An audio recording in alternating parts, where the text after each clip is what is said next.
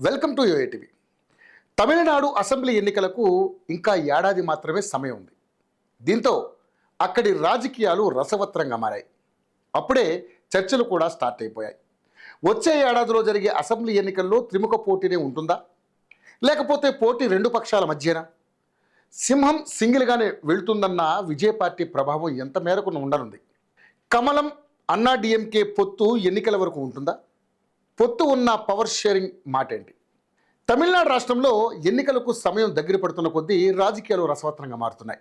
రాష్ట్రంలో ఓవైపు త్రిభాషా విధానం, డీలిమిటేషన్పై వాదోపవాదాలు, మరోవైపు కేంద్రం రాష్ట్రం మధ్య మాటల యుద్ధాలు జరుగుతున్నాయి.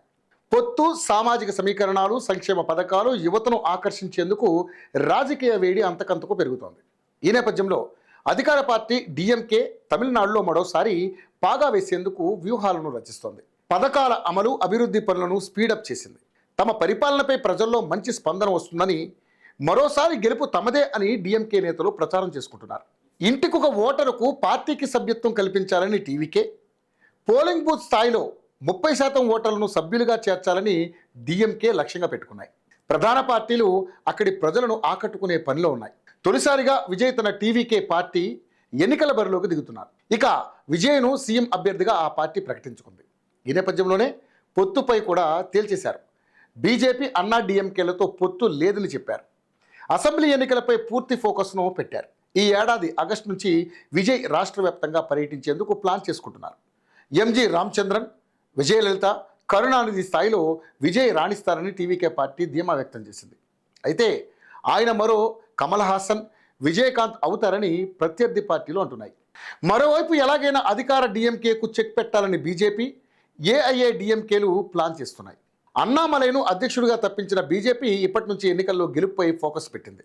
ఇక అన్నా డిఎంకే, బీజేపీ మధ్య పొత్తు పొడిచిన ముఖ్యమంత్రి అభ్యర్థి విషయంలో మాత్రం బీజేపీ మౌనం వహిస్తోంది.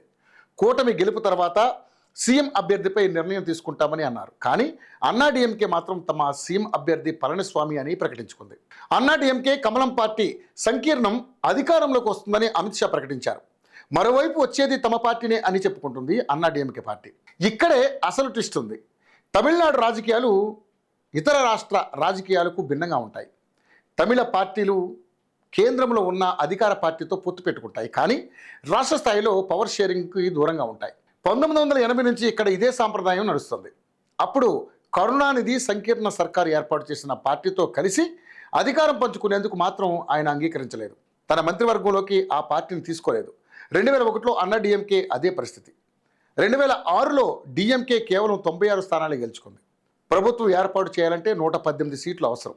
అయినా కరుణానిధి అధికారాన్ని పంచుకునేందుకు ఇష్టపడలేదు. అయితే బీజేపీ మాత్రం తన వ్యూహాలకు పదును పెట్టింది. పొత్తుపై ఆశలు పెట్టుకోలేదు.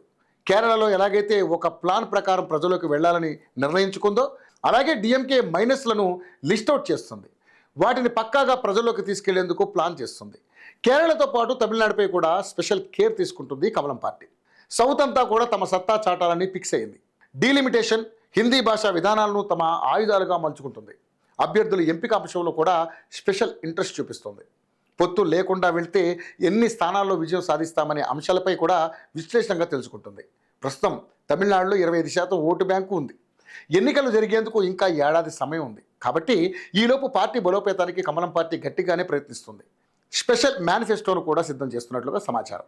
తమిళనాడు రాజకీయాల్లో దశాబ్దాల నుంచి మూలుగుతున్న కొన్ని వ్యవస్థలను మార్చాలంటే ఖచ్చితంగా బీజేపీ అధికారంలోకి రావాలని ఆ రాష్ట్రానికి చెందిన ప్రజలు కూడా కోరుకుంటున్నారు. కమలం పార్టీ వస్తే పాతుకుపోతున్న కొన్ని ఆచారాలు మారతాయని అంటున్నారు. బీజేపీ అధికారంలో ఉన్న రాష్ట్రాల్లాగే తమ రాష్ట్రం కూడా వృద్ధిలో ఉంటుందని అంటున్నారు. ఇంతటి సపోర్ట్ వస్తున్నందుకు ప్రధాని అమిత్ షాకు గెలుపు బాధ్యతలు అప్పగించారు. అదే స్థాయిలో తమిళనాడులో ముందుకు వెళితే గెలుపు ఖాయమనే ధీమాతో కమల పార్టీ ఉంది. ఇక ఈ రాష్ట్రంలో బీజేపీ నాయకులతో కూడా పార్టీ పెద్దలు టచ్లో ఉంటున్నారు. ఎప్పటికప్పుడు వర్చువల్ మీటింగ్స్ పెట్టి నియోజకవర్గంలో పార్టీపై ఎలాంటి ప్రభావం పడుతుందో, ఓటర్ల నాడి ఎలా ఉందనే అంశాలను కూడా ప్రధాని మోదీ తెలుసుకుంటున్నారు. ఇదే దూకుడు కొనసాగితే మాత్రం ఖచ్చితంగా అరవంలో కమలం జెండా పాతడం ఖాయం.